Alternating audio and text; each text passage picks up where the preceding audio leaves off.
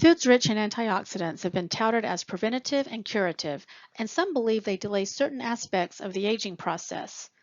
The antioxidant hypothesis is the educated guess that antioxidant chemicals protect against chronic diseases, and this has existed for decades. Despite studies that have been conducted on the health benefits of particular antioxidants, there's little evidence supporting the idea that they singularly prevent disease, reduce the effects of aging, or promote health. It's the combination of antioxidants, phytochemicals, and nutrient-rich foods that achieve these end goals, not the antioxidant by itself. In this chapter, you'll learn that there is no miracle food or supplement. You will also learn that plant chemicals can affect the body in many different ways depending on the type of chemical and the dosage. Although there's no scientific evidence that antioxidants singularly provide bodily benefits, there's ample evidence that certain benefits are achieved by ingesting antioxidants as part of a balanced, healthy, nutrient-rich diet. Before we can talk about the nutritional value of antioxidants, we must review a few chemistry basics, starting with the atom. Please read through the next few slides on the atom.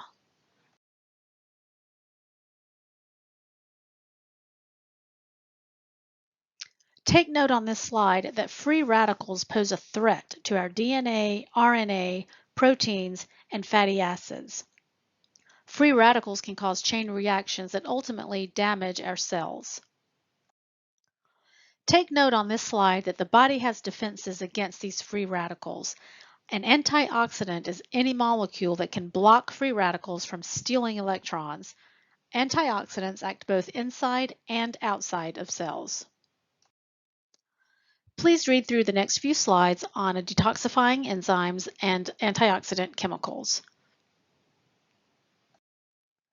Please note on this slide that the body can synthesize some antioxidants, but others must be obtained from the diet.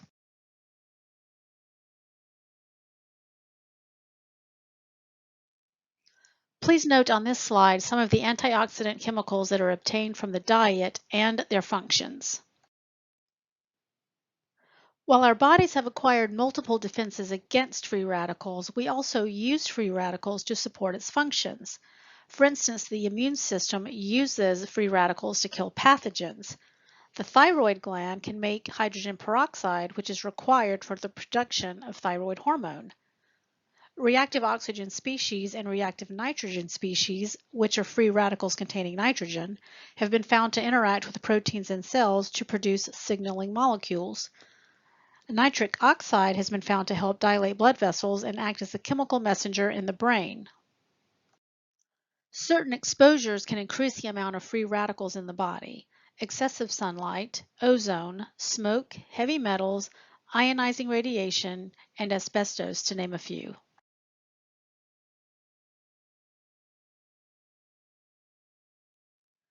Oxidative stress is an imbalance in any cell, tissue, or organ between the amount of free radicals and the capabilities of the detoxifying and repair systems. Oxidative stress has been implicated as a contributing factor to cancer, atherosclerosis, arthritis, diabetes, kidney disease, Alzheimer's, Parkinson's, schizophrenia, bipolar disorder, emphysema, cataracts, and many more.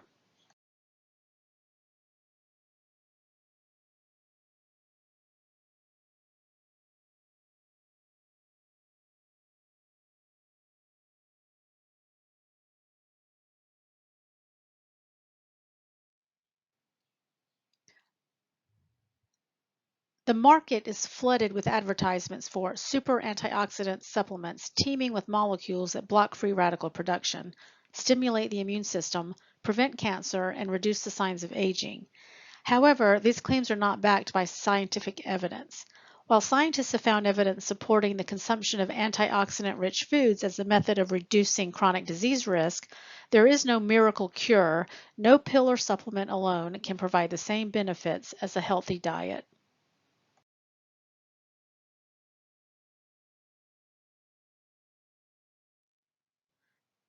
The next few slides focus on certain antioxidant vitamins, their functions, their health benefits, and food sources.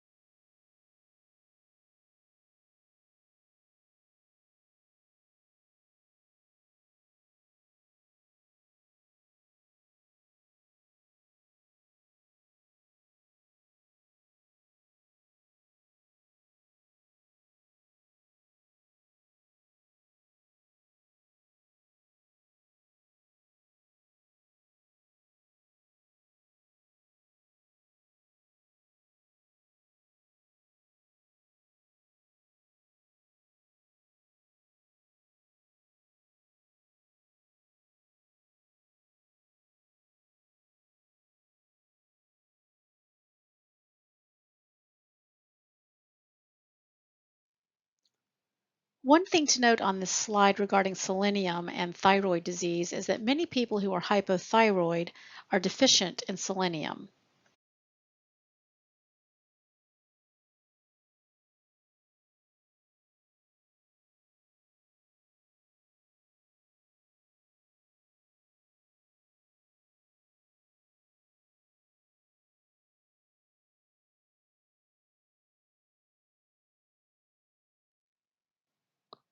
In a nutshell, antioxidants are very important for the immune system and many other health benefits.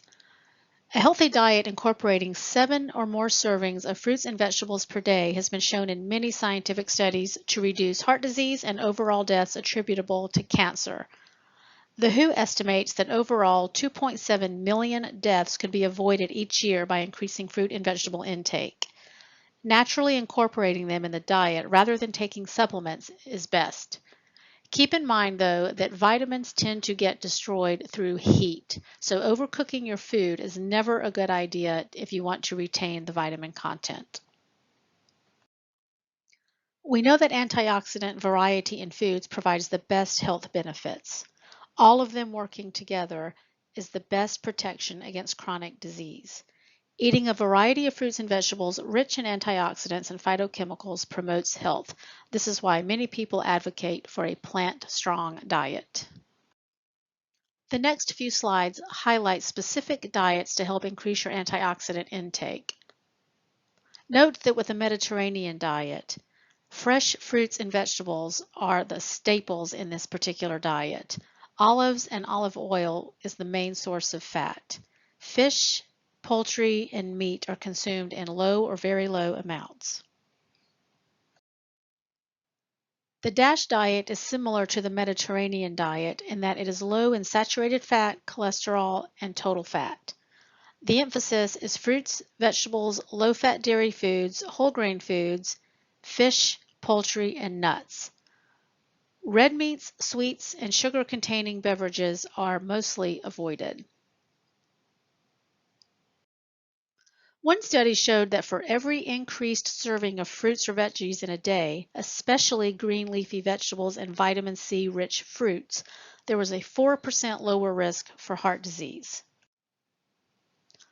Fewer than 1 in 10 Americans consumes the recommended amount of fruits and vegetables, which is between 5 and 13 servings per day. According to the study, the largest single contributor to fruit intake was orange juice, and potatoes were the dominant vegetable.